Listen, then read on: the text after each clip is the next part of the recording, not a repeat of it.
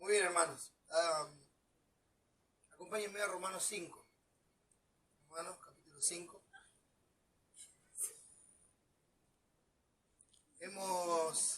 Hemos visto hasta aquí, empezando ayer a la noche, sobre el carácter de Dios, cómo Él es justo, cómo Él ama la justicia, y que solamente el hombre recto mirará su rostro.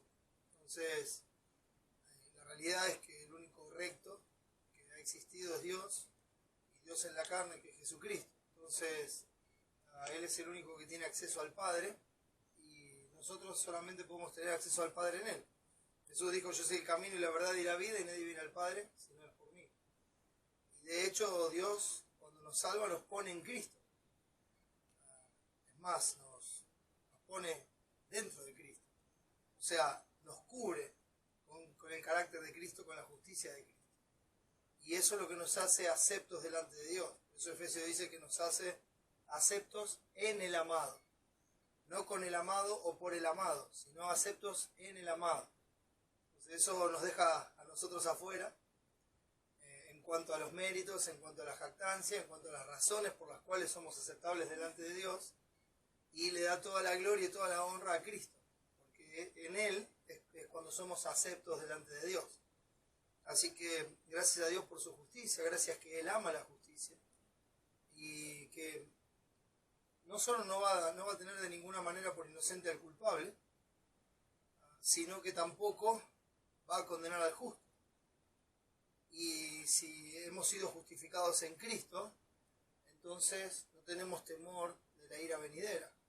Esperamos a Cristo, que venga de los cielos, como dice 1 Tesalonicenses 1:10, quien nos libra de la ira venidera, quien nos libra de esa ira venidera, de ese día del juicio que ayer estuvimos hablando. Y hoy el pastor Cristian nos compartía acerca del aspecto legal, de qué tenemos que ver nosotros con Adán, ¿verdad?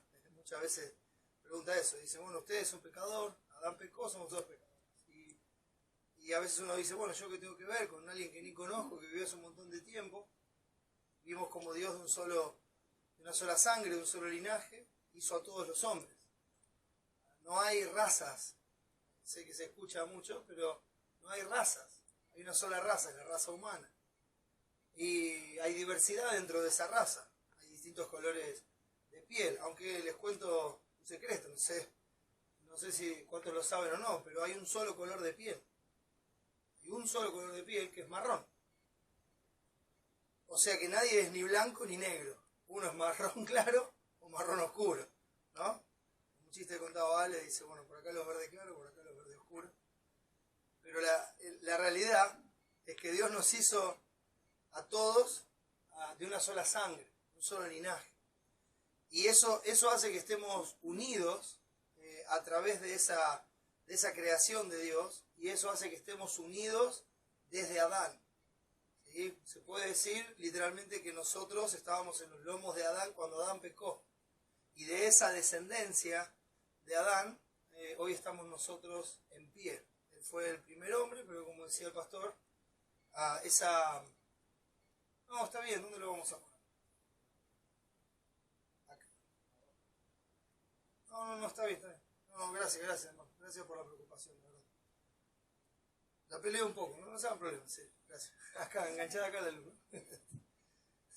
Muchas gracias. Entonces, es muy importante entender este aspecto legal. Lo que Dios pronunció allí en el huerto del Edén fue una sentencia. O sea, Él lo hace como juez. Entonces Él legisla. Y cuando Él pone la ley allá en la creación, en el huerto, Él da una sentencia, porque dice: el día que de Él comieres, ciertamente morirás. Entonces, legalmente, por la sentencia pronunciada por el juez justo de toda la tierra, en Adán toda su descendencia ha sido condenada. Y vuelvo a repetir, hoy lo compartimos en el tiempo de preguntas y respuestas. Cuando Adán pecó y se corrompió, a partir de ahí todo lo que desciende de Adán está corrompido. Y esa sentencia legal, esa muerte espiritual, esa separación de Dios, corre sobre todos nosotros. Hoy se nos compartía el texto en Romanos 5, versículo 12, que dice así: por tanto, como el pecado entró en el mundo por un hombre, y por el pecado de la muerte, así la muerte pasó a todos los hombres, por cuanto todos pecaron. Pero antes de la ley había pecado en el mundo, pero donde no hay ley, no se inculpa de pecado. No obstante, reinó la muerte desde Adán hasta Moisés, aun en los que no pecaron a la manera de la transgresión de Adán, el cual es figura del que había de venir. Entonces eso nos compartió hoy el pastor Cristian, y pensando en eso, el texto 12 dice: por tanto, como el pecado entró en el mundo por un hombre, por Adán, ese primer hombre, y por el pecado de la muerte, o sea, se cumple la sentencia de Dios, y el hombre está legalmente muerto, separado de Dios. Entonces la descendencia está, por ser descendientes, separado de Dios también. Y fíjense en que lo que dice: con el pecado entró la muerte. Y así la muerte, esa separación de Dios, esa muerte espiritual, esa muerte pasó a todos los hombres, por cuanto todos pecaron. Nosotros no nos volvemos pecadores cuando pecamos, sino que nacemos pecadores y llevamos adelante nuestra naturaleza, que se manifiesta a través de los pecados que cometemos, sin que nadie nos tenga que enseñar esas cosas. Entonces, ese es el aspecto legal. Pero el pasaje de Romanos es muy rico, y vamos a tratar de ver algunas cosas aquí que tienen que ver con la parte legal, pero también cómo funciona eso en cuanto a nuestra salvación, ¿sí? Y vamos a ver algunos contrastes que el Señor da. Acompáñenme a leer el versículo 21, que dice así. El 20. Dice: pero la ley se introdujo para que el pecado abundase. Mas cuando el pecado abundó, sobreabundó la gracia. Cuando el pecado abundó, sobreabundó la gracia. El pasaje nos presenta a Cristo como el postrer Adán, y el tema que queremos ver en Cristo como el postrer Adán es la sobreabundancia de la gracia. La sobreabundancia de la gracia. Vamos a orar y pedir a Dios que nos ayude a ver a Cristo como su gracia, ¿no? Oremos. Nuestro Padre que estás en los cielos, te damos muchas gracias por la obra de Cristo. Gracias que en Él podemos venir a ti, tenemos este libre acceso, este camino que Él abrió por su sacrificio, por el partimiento de su propio cuerpo, por el derramamiento de su sangre, quitando el pecado de en medio, reconciliándonos contigo y trayéndonos, Señor, a ser tus hijos, a ser legalmente adoptados por ti, como hijos legalmente declarados justos por la justicia de Cristo. Te ruego, mi Señor, que nos ayudes a ver así a nuestro Señor, a ver a Cristo como la manifestación eterna de tu gracia, y que podamos ver esa sobreabundante gracia que es la obra y vida de nuestro Señor Jesucristo. Te ruego por aquellos que no te conocen, para que les salves. Te pido que edifiques a tu iglesia, y te ruego, Señor, que me des sabiduría para tratar este pasaje de una forma que te honre. Gracias, Señor, por todo. En el nombre de Jesús. Amén. Muy bien. Juan nos dice que cuando vimos a Jesús, lo vimos, ¿no?, al unigénito de Dios, y dice que lo vimos lleno de gracia y de verdad. Lleno de gracia y de verdad. Esa es la característica de Cristo.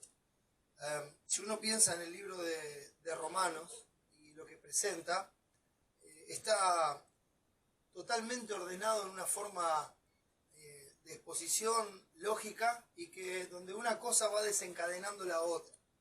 El propósito del libro de Romanos es mostrarnos el carácter de la obra de Cristo, especialmente su misericordia, y cómo su misericordia encierra todas estas bondades del Señor. O sea, no es algo que merecemos, no es algo que podemos hacer, es algo que Él nos quiere dar, no nos da lo que realmente merecemos, pero no solamente eso, sino que además Él tiene el poder para cambiar nuestra condición, y eso es misericordia. Por eso cuando llega al capítulo 12, del versículo 1, el apóstol inspirado por Dios le dice a los hermanos: así que, hermanos, os ruego por las misericordias de Dios.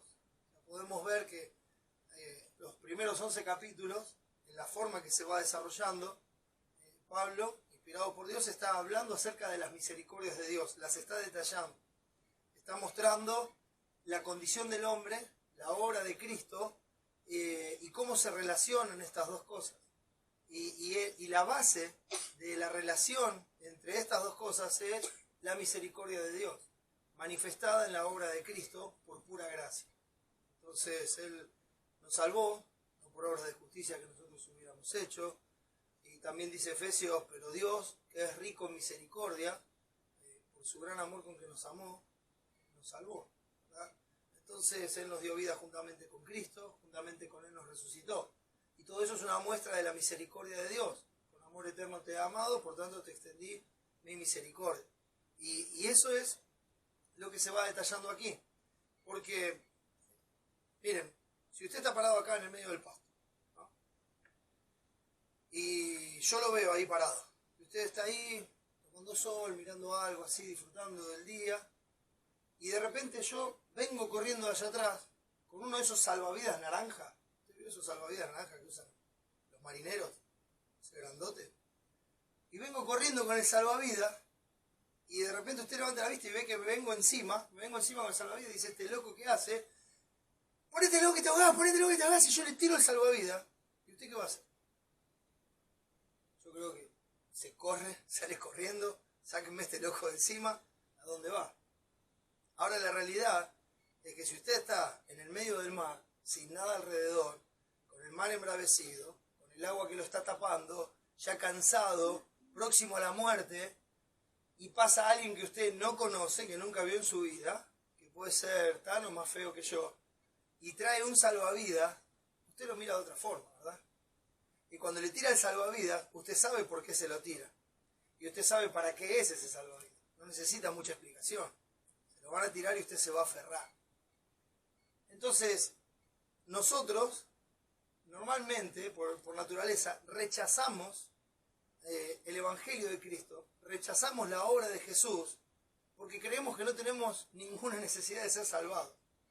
Porque creemos que nosotros estamos bien, creemos que nuestra vida es nuestra, que la estamos pasando bien, que vamos a cumplir todas nuestras metas, y cuando alguien nos viene a hablar de la salvación, lo miramos como un loco. ¿De qué me estás hablando? Entonces nos damos vuelta y nos vamos. Esa es la realidad. Y eso pasa porque nosotros mismos no podemos ver nuestra propia condición, no podemos ver cuál es nuestra condición delante de Dios. Decidimos no tener en cuenta a Dios, decidimos rechazar a Dios, decidimos darle culto a las criaturas antes que al Creador, como nos dice Romanos. Por medio de nuestra injusticia queremos detener la verdad de Dios y nosotros decimos, estamos bien. Ah, sí, qué lindas palabras, qué bueno, otro día seguimos hablando y así vamos rechazando una y otra vez, porque para nosotros no hay ninguna necesidad de ser salvados. Y cuando uno ve el orden del libro de Romanos, encuentra que lo primero que se marca es que uno sepa cuál es la necesidad delante de Dios. Y hay algo interesante. Alguien me dijo una vez, hay que hacerle entender a la gente que es un pecador.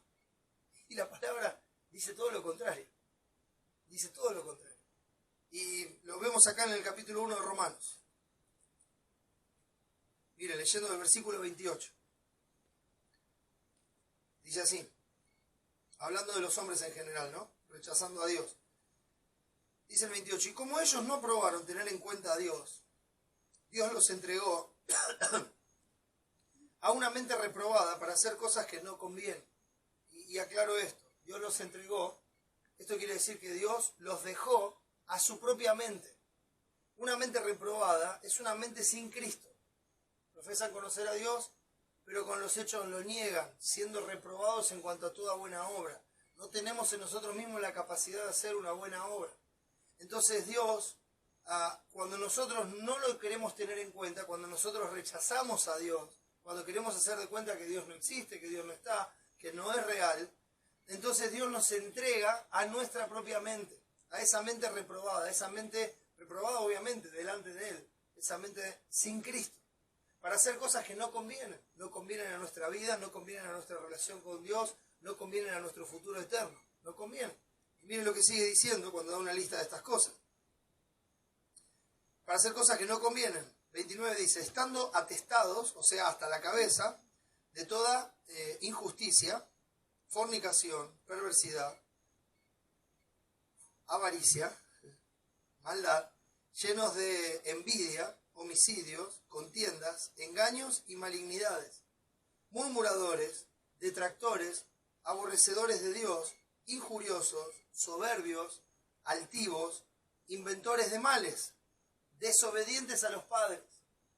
Siempre me gusta hacer un alto cuando leo estas listas, porque esta característica del pecado del hombre creo que es la más común a todos nosotros. Hay algunas cosas de esta lista que nosotros decimos, ay, no, yo con eso no tengo nada que ver, aunque probablemente tengamos mucho que ver con eso también, pero lo vemos así y decimos, no, yo no tengo nada que ver con esto. Entonces, lo dejamos pasar. Pero cuando uno ve en la lista que al lado de la perversidad, de la avaricia, de la maldad, de la injusticia, de las fornicaciones, del adulterio, de la murmuración, de todas esas cosas, uno encuentra en la lista que dice desobedientes a los padres. Y en esa entramos todos. No hay uno solo de nosotros acá que en algún momento no haya sido desobediente a sus padres. Y estamos hablando de los padres terrenales, ni hablar del Padre Celestial.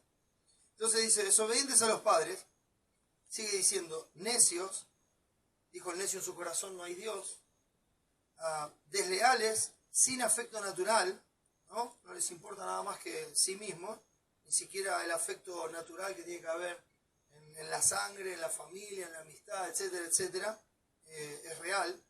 Dice, implacables, o sea, hacen lo que sea necesario para conseguir lo que quieren, sin misericordia. Y escuche esto, no piénselo, hay que hacerle entender al hombre que es un pecador. Y la Biblia dice, quienes habiendo entendido el juicio de Dios, que los que practican tales cosas son dignos de muerte, no solo las hacen, sino que también se complacen con los que las practican. Entonces el hombre entiende perfectamente cuál es su condición.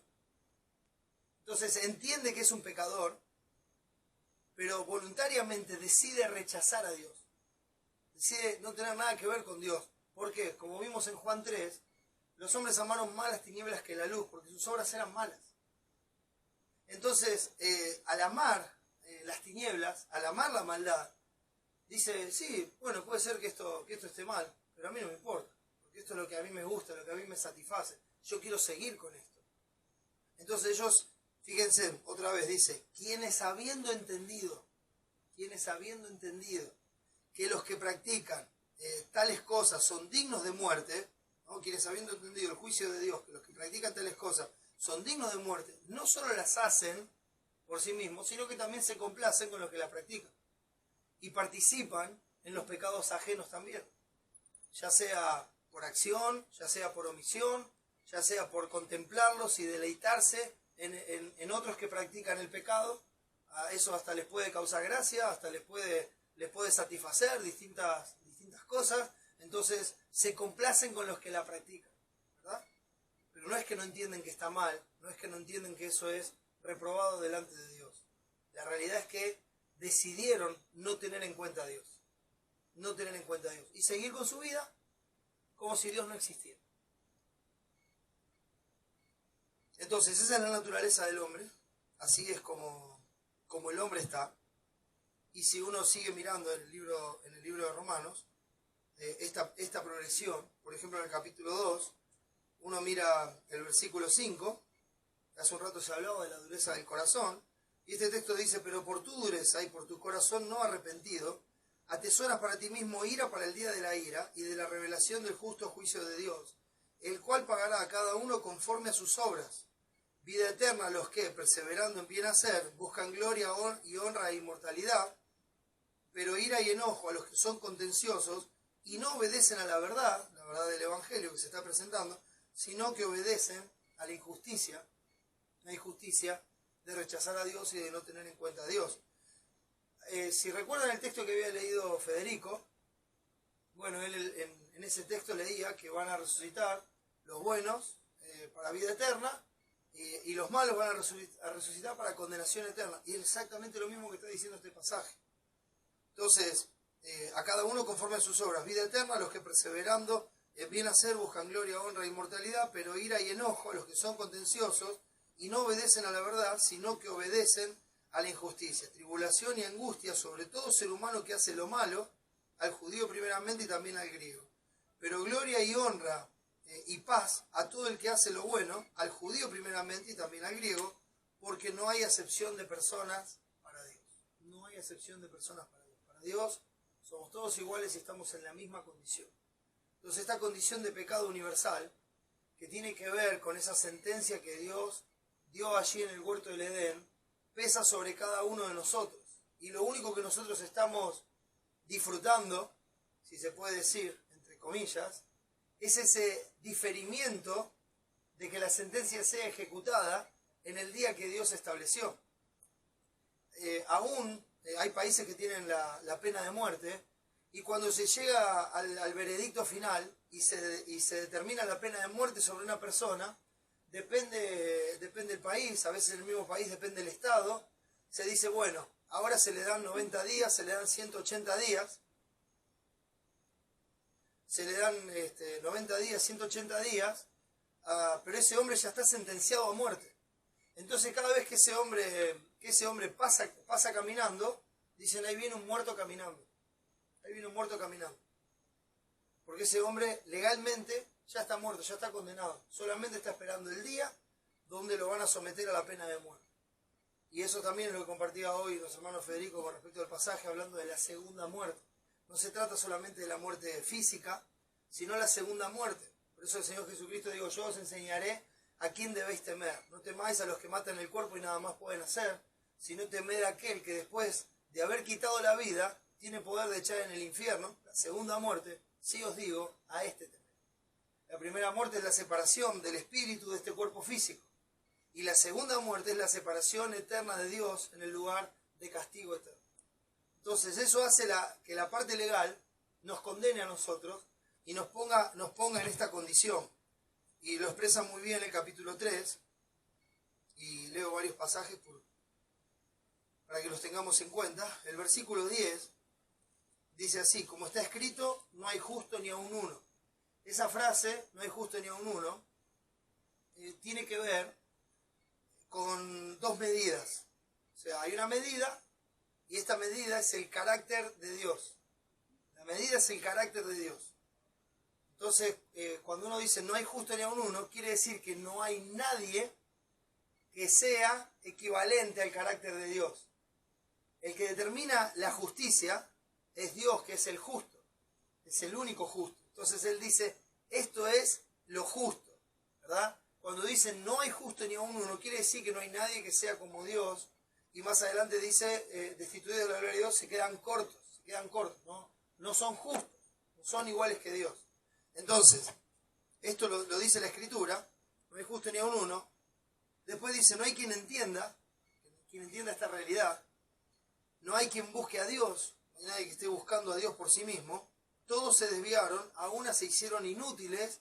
Cuando dice inútiles no está hablando de las capacidades y habilidades mentales o laborales o físicas o lo que sea que nosotros tenemos, sino que dice se hicieron inútiles en las manos de Dios, se hicieron inútiles para el propósito de su creación, que es darle la gloria a Dios. Entonces ellos se desviaron de la verdad hacia el error, se desviaron del camino de santidad para caminar en un camino torcido, y en ese camino se volvieron inútiles para el propósito de la creación de Dios. Entonces, dice, no hay quien busque a Dios, todos se desviaron, algunas se hicieron inútiles, no hay quien haga lo bueno, no hay ni siquiera uno. Sepulcro abierto en su garganta, con su lengua engañan, veneno de áspides hay debajo de sus labios, su boca está llena de maldición y de amargura, sus pies se apresuran para derramar sangre, quebranto y desventura hay en sus caminos, y no conocieron camino de paz. No hay temor de Dios delante de sus ojos. Pero sabemos que todo lo que la ley dice, lo dice a los que están bajo la ley, para que toda boca se cierre y todo el mundo quede bajo el juicio de Dios. Entonces, la ley fue introducida, como vimos hoy también en el pasaje del capítulo 5, fue introducida para que se sepa qué es pecado. Había pecado antes de que se introduzca la ley, Pero cuando la ley se introdujo, entonces nos dio a conocer que esas cosas no son agradables delante de Dios, que esas cosas no corresponden a la justicia de Dios, que no son justas delante de Dios. Entonces, cuando se da a conocer la ley, lo que hace es mostrar que todos los hombres, absolutamente todos, tienen que cerrar la boca delante de Dios, porque no pueden argumentar ni pueden discutir esta verdad con Dios, y quedan bajo condenación por su propio pecado. Por su propio pecado delante de Dios quedan bajo esa condenación, porque ven que no hay justo ni uno, al lado de la justicia de Dios, que todos se quedan cortos, no llegan, ven su vida y saben que han quebrantado una y otra vez la ley de Dios. Pero lo que presenta a Dios, versículo 20, dice así: ya que por las obras de la ley ningún ser humano será justificado delante de él, o sea, se da la ley y todos la hemos quebrantado. Entonces es imposible que nosotros, por cumplir la ley, hagamos méritos para ser justificados delante de Dios, para ser declarados justos delante de Dios. Porque en el momento que nosotros nos proponemos decir vamos a cumplir la ley, bueno, Primera de Juan nos dice, si alguno dice que no tiene pecado, le hace a Dios mentiroso y la verdad no está en él.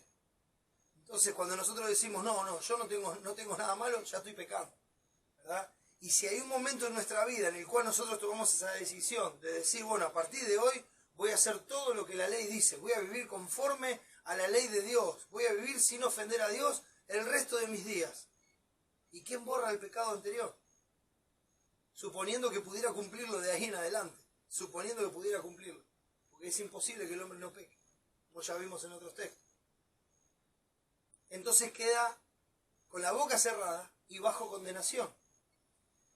Y, ya que por las obras de la ley, en este sentido que acabo de explicar, ningún ser humano será justificado delante de él, porque por medio de la ley es el conocimiento del pecado, o sea que la ley nunca fue un medio para ser justificado delante de Dios, sino un medio para medirnos a nosotros, para mostrarnos lo que realmente somos y quitar nuestra jactancia de creernos buenos. Pero ahora, dice, aparte de la ley, se ha manifestado la justicia de Dios, testificada por la ley y los profetas. Entonces nos muestra que la ley testificaba la justicia de Dios, y esa justicia de Dios se ha manifestado, ¿no? Así como lo anunciaban la ley y los profetas. Y el versículo 22 dice, la justicia de Dios por medio de la fe en Jesucristo, para todos los que creen en Él, porque no hay diferencia, por cuanto todos pecaron y están destituidos de la gloria de Dios. Entonces, no solamente se introdujo la ley para que abunde el pecado, sino que además esa ley nos reveló que habría de venir un Salvador que iba a manifestar la justicia de Dios. Entonces la manifestación de la justicia de Dios es la vida de nuestro Señor Jesucristo. Él manifiesta esa vida, y esa vida perfecta, santa, pura, justa, donde Él nunca sucumbió delante de la tentación, donde nunca hizo maldaño o engaño en su boca, donde Él siempre encomendó la causa al que juzga justamente, donde Él siempre hizo la voluntad del Padre, donde hizo siempre lo que le agrada al Padre, donde Él se alimentaba de la voluntad del Padre y de la obra que el Padre le había mandado hacer, y eso es lo que hacía. Entonces esa vida de justicia perfecta de Cristo manifestó lo que el hombre debería hacer. Manifestó la justicia de Dios. Esto es lo que el hombre debería hacer. Así es como el hombre debería ser. Y de hecho no solamente es un modelo para que nosotros, nos vayamos sacando algunas cosas y pareciendo a Él, sino que Él nos va a conformar a esa imagen. A esa imagen. Porque la justicia es la justicia de Dios. No es la justicia del hombre que se amolda a la justicia de Dios, sino que es la justicia de Dios. Y es una justicia perfecta. Entonces nosotros vamos a ser llevados a esa imagen.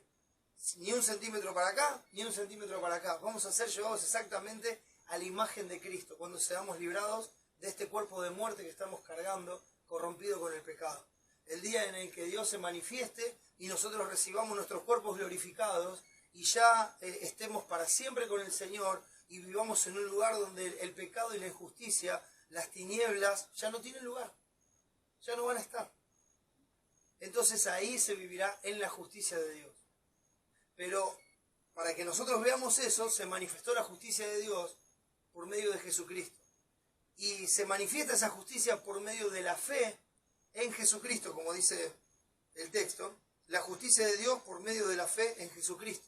O sea que uno puede ser declarado justo por medio de la fe, o sea, a través de creer en la obra de Cristo, a través de creer que Él es esa manifestación de la justicia y que el propósito de esa manifestación de la justicia es la salvación eterna de las almas de los que creen en Él. Entonces, la única forma de obtener esa justicia de Dios es que nuestra fe y confianza, como hablábamos ayer, esté totalmente en la obra de Cristo y no en nuestras obras. No en lo que nosotros podemos hacer, no en lo que nosotros hayamos hecho, ni en lo que nos propongamos hacer a partir de ahora, sino que nuestra confianza esté totalmente puesta, nuestra fe esté totalmente puesta en la obra que manifiesta la justicia de Dios por medio de nuestro Señor Jesucristo. Esa justicia perfecta, esa muerte vicaria, o sea, sustituta, tomando nuestro lugar en la cruz del Calvario. Y mañana el pastor Cristian va a avanzar un poco con ese tema de la imputación. Entonces, Él es ese sustituto vicario, donde nuestros pecados le son puestos a Él en la cruz, son castigados en Él, Él es sepultado y resucitado al tercer día, y cuando Él resucita, es una prueba de que se juzgó el pecado en la cruz, y al mismo tiempo de que la muerte no lo podía retener a Él, porque es justo. Y esa justicia pasa a ser nuestra, si nosotros hemos muerto con Él, entonces también resucitamos con Él. El capítulo 6, versículo 7 dice, porque el que ha muerto ha sido justificado del pecado. El que ha muerto por la fe en la obra de Cristo, el que ha muerto con Él en la cruz por la fe, cuando uno dice, bueno, ¿cómo es eso? Yo no puedo ir hasta ahí. No. Tenés que creer que Cristo murió bajo la ira del Padre cargando tus pecados, tu maldad, cargando toda tu desobediencia, toda tu mentira y todo lo que haya en tu corazón, cargando todo eso, cargando todo el hecho de no tener en cuenta a Dios y de vivir como si Dios no existiera, de no darle la gloria. Todo eso fue cargado en Cristo. Creer que Él murió cargando con todo eso. Eso es cuando dice por medio de la fe en Cristo. Y saber que Él recibió el castigo de esos pecados y que al tercer día resucitó para probar que realmente el pueblo de Dios había sido salvado eternamente por la justicia de Jesucristo. Entonces, viéndolo así, mañana también vamos a ver una porción del capítulo 4, por eso ahora no paso por ahí.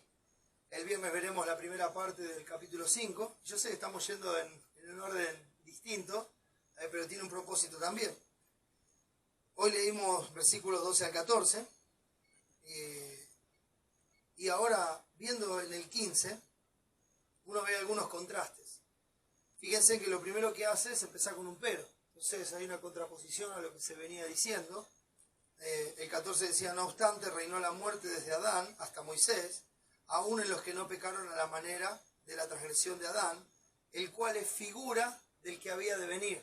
Yo compartía hoy en el tiempo de las preguntas que esto es un golpe al orgullo humano, nunca se trató del hombre, siempre se trató de Cristo, y aún la creación de Adán era para prefigurar la venida del postrer Adán, del verdadero Adán, de aquel que es el primero de la nueva creación, es el verdadero hombre de la nueva creación, en el cual todos vamos a estar y ser como Él. ¿Sí? Entonces Él es el postrer Adán. Por eso dice que el primer Adán, el cual es figura del que había de venir. Pero el don no fue como la transgresión. Y acá empiezan estos contrastes, ¿no? El don no fue como la transgresión. ¿Por qué? Pregunta uno. Bueno, porque si por la transgresión de aquel uno, cuando habla de aquel uno está hablando del primer Adán, del hombre por el cual el pecado entró en el mundo. Si por la transgresión de aquel uno murieron los muchos, ¿sí? Por la transgresión de aquel uno murieron los muchos. Y acá tiene que ver lo que estaba explicando antes. Esa sentencia legal que pesó sobre Adán, pesa sobre toda su descendencia. Todos estamos contaminados en ese linaje, en esa sola sangre con la cual Dios nos creó a todos. Entonces, el don no fue como la transgresión, porque si por la transgresión de aquel uno murieron los muchos, abundaron mucho más para los muchos la gracia y el don de Dios por la gracia de un hombre, Jesucristo. Entonces, uno dice, no es justo que por uno paguemos todo. Es una frase normal, ¿no? Uno dice, bueno, ¿qué tengo que ver yo con Adán? Bueno, yo no viví con Adán, si yo hubiera estado ahí no lo hubiera hecho. No es justo. Entonces, eso sale de nuestra naturaleza. La realidad es que sí es justo y que así es. Dios es el juez, el legislador, el creador, el que da la vida y el que hace las leyes. Entonces, ¿por qué altercar con Dios? ¿Verdad? Entonces, uno dice, no es justo esto. Lo que a mí me llama la atención y lo que a mí me deja maravillado es que por uno, que es el postrer Adán, que es Jesucristo, los muchos podamos ser constituidos justos, siendo lo que somos. Eso es lo que me asombra y lo que me maravilla. No me maravilla que por ser descendiente de Adán esté condenado. Lo que me maravilla es que por un hombre que cumplió con todas las demandas de la ley de Dios, que por un hombre que vivió como yo no pude vivir, que por un hombre que nunca cedió a la tentación y que nunca pecó, que por un hombre que dio su vida voluntariamente hasta la última gota de sangre para pagar el precio de mi maldad, que por ese hombre, los muchos, y cuando decimos muchos, por favor, hermano, pensemos en cómo lo dice Apocalipsis, millones de millones, una multitud que no se puede contar, no lo podemos explicar. No podemos explicar la magnitud de la obra de Cristo. Como también nosotros decimos, bueno, pero la magnitud de la transgresión de Adán también es muy grande, porque afectó a muchos. Sí, pero por la justicia de uno, los muchos podemos tener vida. Y eso es para maravillarse. Dice, el don de Dios por la gracia de un hombre, Jesucristo. Y con el don, dice, no sucede como en el caso de aquel uno que pecó. Porque ciertamente el juicio vino a causa de un solo pecado para condenación, pero el don vino a causa de muchas transgresiones para justificación. Entonces, lo vuelvo a leer por partes. Y con el don no sucede como en el caso de aquel uno que pecó, porque ciertamente el juicio vino a causa de un solo pecado. Y esto es maravilloso también, porque uno dice, bueno, en un pecado cayeron, y eso fue ¿vieron como la bola de nieve en una avalancha? Tiene una bolita chiquitita, esa es así chiquitita, viene bajando la montaña, se va haciendo una bola gigante y arrasa con todo. Bueno, eso es lo que pasó con el pecado en la humanidad. Empezó con esa pequeña bolita allá en Adán y arrasó con toda la humanidad. Como también hoy compartía el pastor acerca de ese edificio que se derrumba y lo único que encuentra uno es cosas que pueden servir, pero todo está dañado y afectado. De la misma forma, esa avalancha arrasó con toda la humanidad por un pecado. Ahora, lo maravilloso es que el don vino a cubrir esa multitud de transgresiones. Eso es lo maravilloso. Uno solo, el don, y con ese se cubrió multitud de pecados. Y con el don no sucede como en el caso de aquel uno que pecó, porque ciertamente el juicio vino a causa de un solo pecado para condenación, pero el don vino a causa de muchas transgresiones para justificación. Entonces el don vino, la justicia de Dios se manifestó en Jesucristo para declarar justos a muchos por causa de la multitud de las transgresiones. Era necesario un sacrificio de un valor mayor al cual tenía la deuda, un valor mayor al de la deuda. Era necesario que la deuda sea cubierta completamente. Entonces, el único que podía cubrir completamente la deuda es aquel que en sí mismo tiene un valor infinito. Entonces, con el don no ocurrió como esa transgresión, como ese solo pecado. Ese solo pecado que acarreó todo lo demás. No, acá, ante ese panorama de esa multitud de transgresiones y de pecados, vino la gracia de Dios que cubrió esa multitud de pecados. Y eso, hermanos, es lo maravilloso que vemos en Cristo. Porque ese don que cubre todo es el único que nos puede justificar. O sea, ese término significa declarar justos en este caso delante del juez. Es el único que puede hacer que nosotros seamos declarados justos y con los derechos del justo, de ver cara a cara a Dios y de tener comunión con Dios y de pasar la eternidad con Dios y no sufrir la muerte segunda. Entonces el don vino a causa de las muchas transgresiones para justificación. Y así es como obra la gracia de Dios por la obra de Cristo. Entonces sigo leyendo y dice, pues si por la transgresión de uno solo reinó la muerte, mucho más reinarán en vida por uno solo, Jesucristo, los que reciben la abundancia de la gracia y del don de la justicia.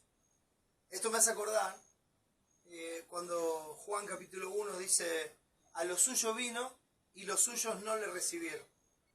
Ese suyo es en singular, o sea, lo suyo habla de posesión, ¿sí? De lo que es de él. Él vino a lo suyo y después habla en plural y dice, y los suyos no le recibieron. Pero el texto siguiente dice, más a todos los que le recibieron, y enseguida explica qué es recibirle. Dice, a los que creen en su nombre, a los que creen en Cristo, a los que creen en su obra redentora, a los que creen que Él fue enviado a causa de la multitud de transgresiones para justificar a los que son de la fe de Jesús. Entonces, a los que le recibieron, a los que creen en su nombre, les dio potestad, que en este caso la palabra significa les dio derecho de ser hechos hijos de Dios. Porque estábamos totalmente separados de Dios, alejados de Dios, y Él nos da el derecho de ser incorporados a su familia por la fe en Cristo. Y ahí habla de un nuevo nacimiento, dice, los cuales no son engendrados ni de carne, ni de sangre, ni de voluntad de varón, sino de Dios. Entonces Dios nos llama a la vida, nos hace creer en Jesús, nos hace poner nuestra fe y nuestra confianza en esa obra, y de eso se trata recibir el don. Ver la gracia de Dios, no solamente ese favor no merecido, sino que la gracia es algo que nosotros no podemos pagar, la gracia es algo que no podemos alcanzar, la gracia es algo que no podemos ganar por méritos propios, y sobre todas las cosas la gracia es algo que nosotros no queremos, es algo que rechazamos constantemente. Por eso decimos que la gracia de Dios es soberana, porque cuando Él ejerce gracia, viene y salva, porque la salvación es de Jehová. Entonces cuando nosotros estábamos en esa condenación, Dios soberanamente vino y nos salvó. Y el medio por el cual Él nos salvó, por el cual hizo toda esta obra de gracia, para quitar la multitud de nuestras transgresiones, es la obra de Cristo. Él es el don de Dios para su pueblo. Entonces, Dios lo da como una dádiva. Dice, porque la paga del pecado es muerte. Mas la dádiva de Dios, la dádiva, el don de Dios, ¿sí? Mas la dádiva de Dios es vida eterna en Cristo Jesús, Señor nuestro. Entonces, Cristo vino como un don de Dios, como un regalo que Él envía para cubrir esa multitud de pecados. Y entonces ahí es cuando habla de recibir por la fe, de creerlo, de aceptarlo, de ver esa necesidad que nosotros tenemos y confiar solamente en esa obra para ser declarados justos.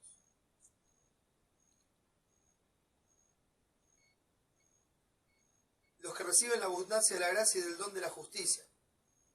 Otro ejemplo que da en el 18. Así que, como por la transgresión de uno vino la condenación a todos los hombres, de la misma manera, por la justicia de uno, vino a todos los hombres la justificación de vida. Otra vez el contraste.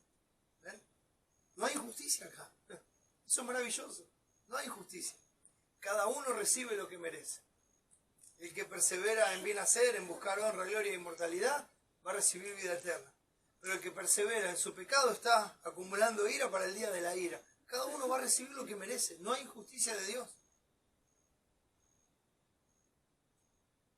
Así que, como por la transgresión de uno vino la condenación a todos los hombres, de la misma manera, de la misma forma que por uno todos estamos condenados, Dios dice, de la misma manera, por la justicia de uno, de Jesucristo, vino a todos los hombres la justificación de vida. O sea, la declaración de que somos justos delante de Dios para que tengamos vida eterna.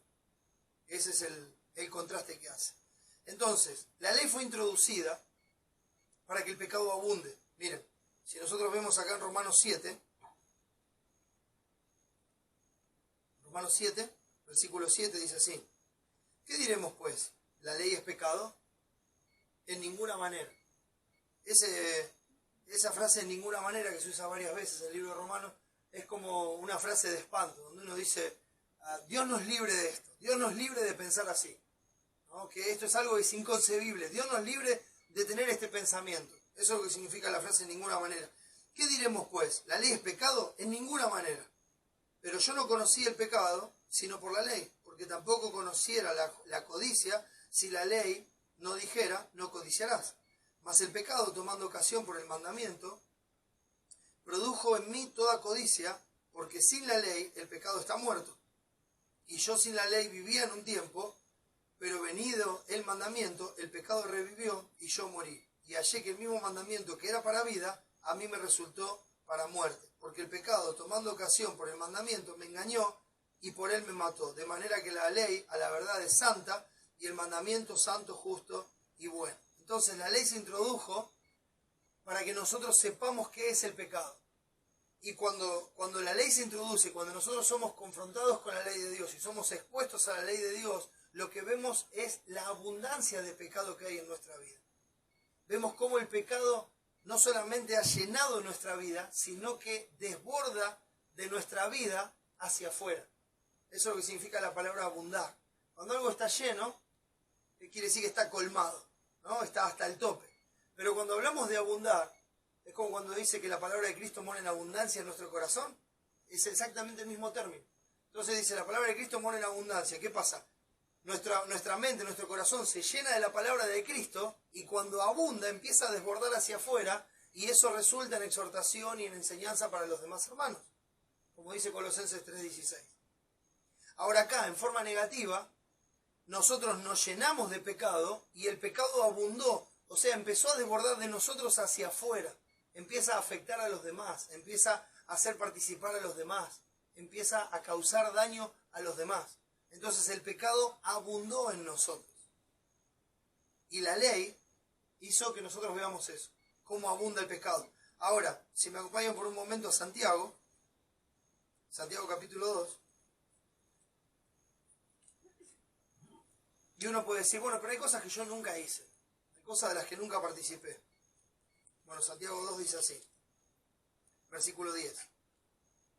Porque cualquiera que guardare toda la ley, pero ofendiere en un punto, se hace culpable de todos. Porque el que dijo, no cometerás adulterio, también ha dicho, no matarás. Ahora bien, si no cometes adulterio, pero matas, ya te has hecho transgresor de la ley. Hay un solo juez, un solo dador de la ley, y hay una sola ley, que corresponde al mismo juez. No es que este mandamiento es de Dios, el otro mandamiento es de otro Dios, el otro mandamiento es de otro Dios, entonces con este estoy bien, con este estoy mal. No, hay un solo Dios, un solo juez, una sola ley dada por ese solo Dios, que legisla en su santidad. Y entonces, cuando nosotros quebrantamos uno de esos mandamientos, nos hacemos culpables de todos, porque todos están unidos y estamos ofendiendo al mismo Dios. Romper uno es romper todos. No somos mejores que nadie. No es que, bueno, aquel es un asesino, yo soy mejor persona porque nunca maté a nadie. Bueno, el Señor Jesucristo dice que nosotros matamos cuando nos enojamos en el corazón contra la otra persona. Y somos culpables de homicidio. Entonces nosotros no somos mejores que nadie. Estamos en el mismo nivel que todos los demás. Y lo único que diferencia nuestras vidas de aquellos que siguen viviendo en el pecado es la gracia de Dios manifestada en la obra de Jesucristo.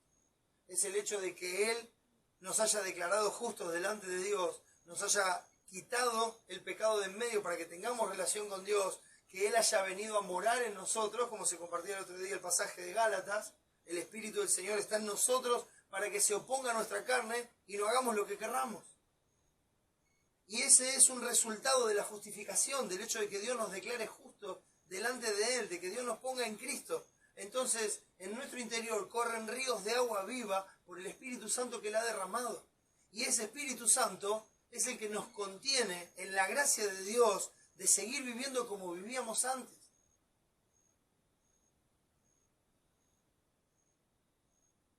Esta sobreabundancia de gracia, uno solamente la puede ver en la obra de Cristo. Tito capítulo 2 dice así, el versículo 11, porque la gracia de Dios se ha manifestado para salvación a todos los hombres.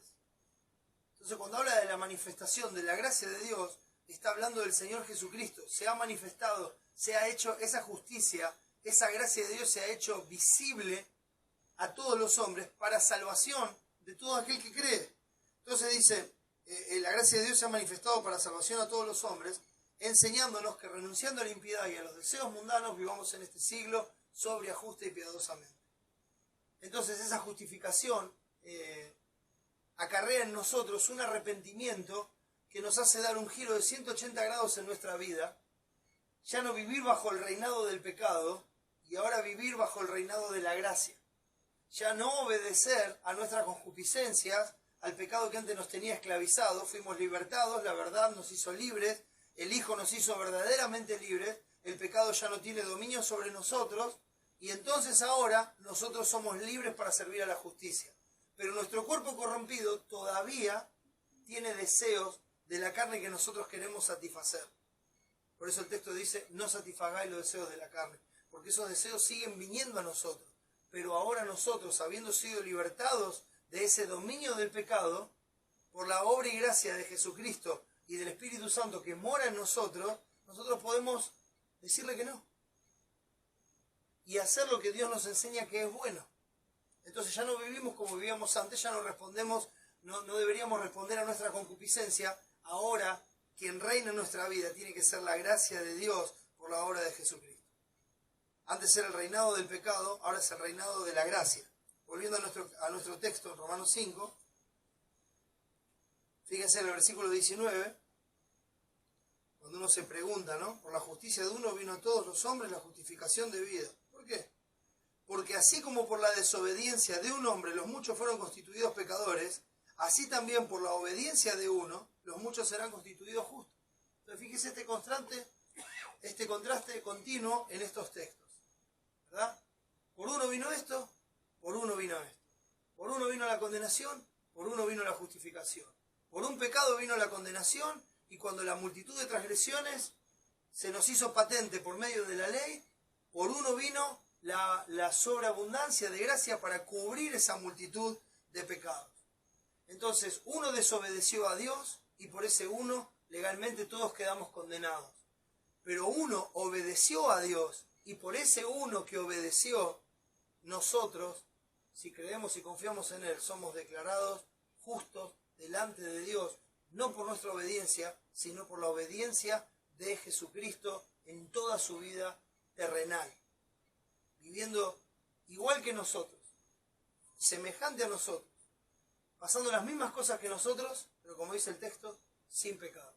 Una vida perfecta delante del Padre, una vida justa, de punta a punta, una vida de obediencia, y se hizo obediente hasta la muerte y muerte de cruz. Una vida de servicio, una vida donde Él estimó a los demás como superiores a Él mismo, donde Él se entregó por los demás voluntariamente, se despojó de su gloria para entregar su vida en rescate de los demás. Eso es lo que hizo Jesucristo. Y por esa obediencia al pacto eterno con el Padre, haciendo la voluntad del Padre, Él hizo posible lo que era imposible para los hombres, que tengamos salvación, que seamos declarados justos delante del juez de toda la tierra. Y sigue diciendo nuestro texto, que habíamos leído hoy. Pero la ley se introdujo para que el pecado abundase. La ley se introdujo, como dijimos antes, para que el pecado abundase. Para que veamos la abundancia de pecado que hay en nuestra vida. Mas cuando el pecado abundó, cuando nos llenó y se derramó de nosotros mismos, dice el texto, sobreabundó la gracia.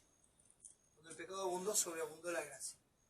¿Cómo sobreabundó la gracia? ¿Cómo se manifestó esa sobreabundancia de gracia en la vida y obra de nuestro Señor Jesucristo? Entonces Dios prometió, desde la misma caída del hombre, que Él enviaría un Salvador. Y cuando vino el cumplimiento del tiempo, Dios envió a su Hijo, nacido de mujer y nacido bajo la ley, para que redimiese a los que estaban bajo la ley. Y nosotros estábamos bajo la condenación de la ley. Y Cristo vino como esa sobreabundancia de la gracia de Dios para cubrir esa multitud de pecados. También se compartía acerca de aquello en que consiste el amor. Y en esto consiste el amor, no en que nosotros hayamos amado a Dios, sino en que Él nos amó a nosotros y entregó a su Hijo en propiciación por nuestros pecados. O sea, lo entregó como cubierta de nuestros pecados. Su sangre fue el pago suficiente, perfecto y completo para cubrir absolutamente toda nuestra maldad y para ser declarados justos delante de Él. ¿Qué produce eso, hermano? Dice el versículo 21,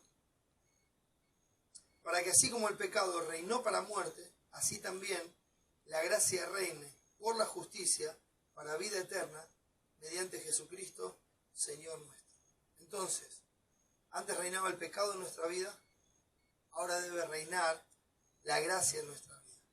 Para que así como el pecado reinó para muerte, así también la gracia reine por la justicia para vida eterna mediante Jesucristo, Señor nuestro. ¿Quién es la manifestación de esa gracia, mis hermanos? El Señor Jesucristo. ¿Quién es el que debe reinar en nuestra vida? En nuestra vida ya no reina ni el pecado, ni Satanás, ni la muerte.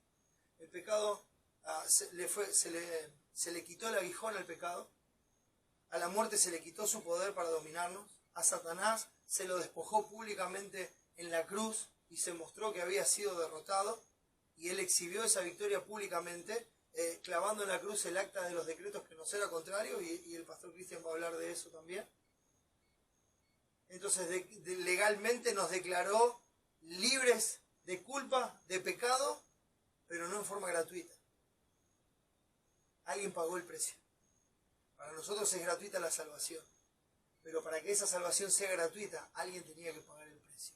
Y ese precio fue pagado por la sobreabundante gracia de Dios mostrada, manifestada en la vida de nuestro Señor Jesucristo. Y el propósito de esa justificación que Él nos da es que ya no reine el pecado en nuestro cuerpo mortal, sino que reine nuestro Señor Jesucristo, aquel Rey de gloria que está sentado en el trono, gobernando todas las cosas según su soberana voluntad, aquel que es nuestro Padre, aquel que está con nosotros todos los días hasta el fin del mundo, aquel que nos ha revelado su voluntad a través de su palabra y aquel que nos ha dado su espíritu para que se oponga a nuestra carne y para que nos guíe en el camino porque nosotros debemos andar, el camino que Él nos enseña porque Él es nuestro Dios. Entonces, si tú eres justo, si has sido declarado justo por la sobreabundante gracia de nuestro Señor Jesucristo, es Él el que debe reinar en tu vida. Es Él el que debe decir, esto es lo bueno y esto no. Esto es lo que se hace y esto no. Esta es la razón por la cual estás vivo. Esta es la razón por la cual te salvé. Esta es la razón por la que envié a mi Hijo a morir en la cruz del Calvario. Es la razón, es que Él quitara el pecado de en medio, que tuvieras una relación conmigo, que me conozcas como Dios, que me conozcas como Rey y que mi gracia reine en tu vida. Seamos de Él. Porque por precio fuiste comprado. Glorificad pues a Dios en vuestro cuerpo y en vuestro espíritu. Porque son de Él. Porque son de Dios. 1 Pedro 4.1 nos dice que Él, Jesucristo, terminó con el pecado. Terminó con el dominio que el pecado tenía en nuestra vida. Dios mismo en la ley, su santidad legisla, lo sepas o no, lo creas o no, lo reconozcas o no, has pecado contra Dios en pensamiento y en acción. Pero lo maravilloso de este pasaje es cuando Dios nos anuncia que así como por la desobediencia de uno los muchos fuimos constituidos pecadores, así también por la obediencia de uno los muchos seremos declarados justos. Tu pecado es abundante, la gracia de Cristo es sobreabundante, o sea, es más abundante que tu pecado. Si tu pecado te llena y desborda, la gracia de Dios te llena sobre ese pecado y desborda sobre ese pecado de forma que lo cubre enteramente y eternamente para que ya no haya motivo de acusación ni de condenación sobre los hijos de Dios. Dice Romanos 8, en el versículo 33, ¿quién acusará a los escogidos de Dios? Dios es el que justifica. ¿Quién puede acusar a los escogidos de Dios? Dios es el que justifica. ¿Quién es el que condenará? Cristo es el que murió, más aún el que también resucitó, el que además está a la diestra de Dios, el que también intercede por nosotros. Cuando el pecado abundó, sobreabundó la gracia. Pablo hace una pregunta en el capítulo 6 y dice, ¿qué pues? ¿Perseveraremos en el pecado para que la gracia abunde? Y la misma frase, en ninguna manera. No se trata de eso. No se trata de seguir pecando para que siga abundando la gracia. No. Se trata de que tengamos paz con Dios. Se trata de que estemos en paz con Él, de que seamos reconciliados, de que sepamos que la sobreabundante gracia mostrada en Cristo es suficiente para cancelar la deuda que tenías con Dios, para pagar por todos tus pecados, para limpiarte de toda maldad, para hacerte una nueva criatura y para darte la gracia y la fuerza necesaria para que camines todos los días de tu peregrinación con Dios y tengas vida eterna. Gracias a Dios por nuestro Señor Jesucristo. Si Él es un hijo de Dios, una hija de Dios, que Él reine en tu vida. Busca el reino de Dios y su justicia. Las demás cosas serán añadidas. Que Él reine en tu vida. Si tú no eres, si tú rehusas creer en Cristo, no eres libre. Estás esclavizado. Y el que está reinando hoy en tu vida es el pecado, es Satanás, es la muerte, la cual nos sujeta haciéndonos creer que si no lo hacemos ahora no lo podremos hacer nunca.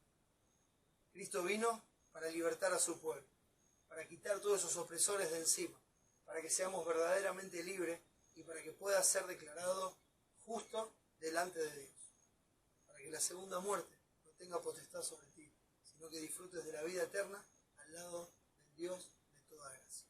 ¿Ven? Si no conoces al Señor, ven a Cristo y Él te salvará eternamente. Si tienes alguna duda, alguna pregunta, ven y pregunta. Podemos compartirte de Cristo desde las Escrituras para que veas que Él es el único Salvador y que si vienes a Él, Él te salvará eternamente. Oremos. Gracias, Padre. Gracias por Jesucristo. Gracias por esta obra de gracia. Gracias por tu sobreabundante gracia que cubrió la multitud de todos nuestros pecados. Gracias, Señor, por esa obra perfecta que aún hoy nos sigue cubriendo y guardando y que nos sigue haciendo aceptos delante tuyo. Aún mantiene este camino abierto para que oremos a ti, a pesar de lo que somos, a pesar de nuestro andar diario. Tú nos escuchas, nos recibes. Gracias, Señor, por la obra eterna de Cristo, por ese sacrificio perfecto, con el que hizo perfectos una vez y para siempre a todos los santificados. Gracias, Padre, por Cristo. Una vez más te ruego, Señor, por el amor de Cristo, que salve a los que no te conocen. Lo pedimos en el nombre de Jesús y para su gloria.